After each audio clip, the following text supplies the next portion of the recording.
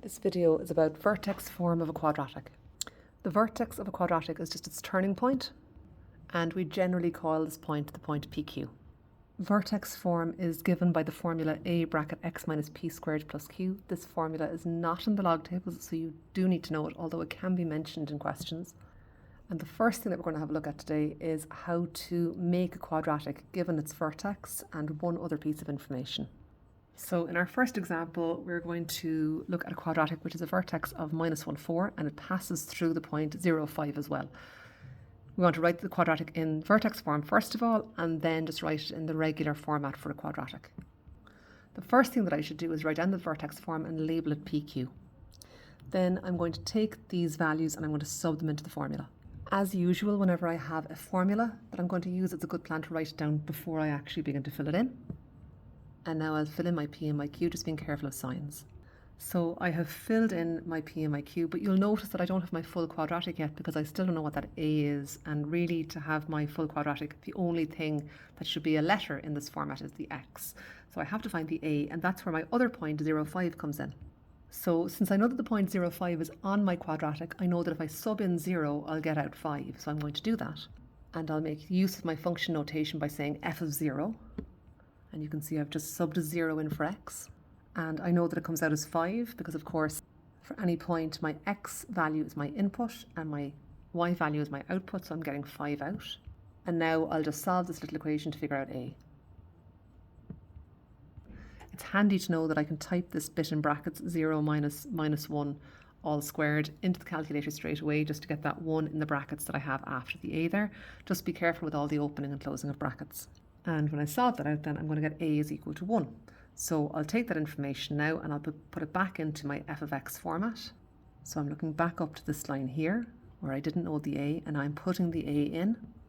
And then just to wrap it up, I'm just going to sort out this double minus here. So that is my quadratic then written in, oh, I need to scroll down a small bit there for you. That is my quadratic then written in vertex form.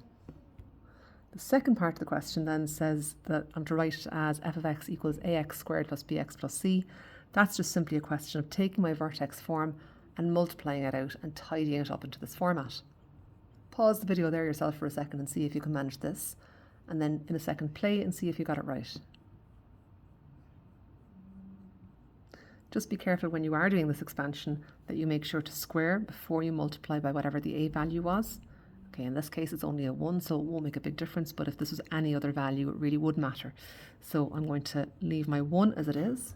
I'm going to square out x plus 1, and you can use your fast method there of square the first, double the product, square the last. So it comes as x squared plus 2x plus 1, and I'll stick my plus 4 on the end, and then I'll multiply by whatever the a value is and just tidy up. And there I go, I've got f of x equals 1x squared plus 2x plus 5. So that bit at the end is really simple, it's just multiplication. So here's a question now for you to do yourself.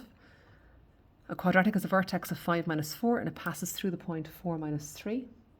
You want to write the quadratic in vertex form first of all, and then multiply it out to write it in the standard f of x equals ax squared plus bx plus c. So pause the video here, try and do this yourself, look back to the example, and if you get stuck, press play and watch a little bit. See how you get on, and then play to the end and see if you've gotten the answer correct. Okay, so I'm going to start by noting the formula and the point, specifically the vertex point, and I'm going to label that vertex point PQ, and then I'll fill those in. Remember, I don't know what A is yet. The other point that I have is 4 minus 3, so I can sub this in. This is what will let me get the A value. So I've subbed the x in, and I've gotten the y value out. And then I'll tidy that up and solve for a. And I come out with a is equal to 1. Don't forget, the whole point of this is to be able to write my vertex form in full, so I must put my a back in now. And that's part 1 of the question complete. I've written my quadratic in vertex form as requested. Now I need to expand it for part 2, because I want to write it in the form ax squared plus bx plus c. So again, like before, I want to first of all start by doing my squaring. This is your BEMDAS where you have to do your exponents before you multiply. So I'm going to square out x minus 5. The 1's just going to sit on the outside for the second. Don't forget, for squaring, you can square the first, double the product, square the last. It's the quick way of doing it. If you're iffy about that, you can always put down x minus 5 and then a second bracket with x minus 5 and multiply it out bit by bit if you prefer. Just make sure that if you're doing it the quick way that you get all three terms. And don't forget your minus 4 at the end. Now I'm going to multiply the 1 and then finally just tidy up, and there we go, job done. Notice that I'm writing that 1 in front of the x squared. You might think, what's the point? Can I not just write x squared? But the question has specified that it wants you to have ax squared, so it wants you to have a number in front of the x squared. So just make sure to include that in your solution.